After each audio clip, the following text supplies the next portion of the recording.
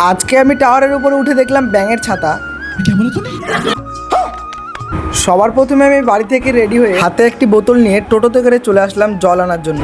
এইখান থেকে ঠান্ডা জল নিয়ে বাড়িতে আসার পর বোতলের মধ্যে সুন্দর করে গ্লুকন্ডি ভরে ওটাকে মিক্স করার পর পেট ঠান্ডা করার জন্য খেয়ে নিব সম্পূর্ণ গ্লুকন্ডিটা। তারপরে আমি আর আমার বন্ধু চলে আসলাম কীর্তন করার জন্য। আজকে আমরা কীর্তন করতে যাচ্ছি ওই সামনের বাড়িটাতে।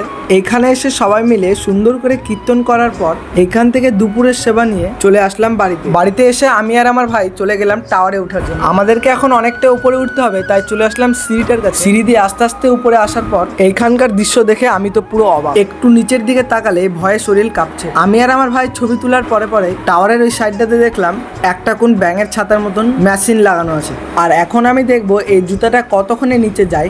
জুতোটাকে উপর থেকে ছাড়তে সেকেন্ডের মধ্যে নেমে গেল জুতাটা নিচে। তোমরা আরো এরকম মিনি বক্স দেখার জন্য সাবস্ক্রাইব করো। বাই।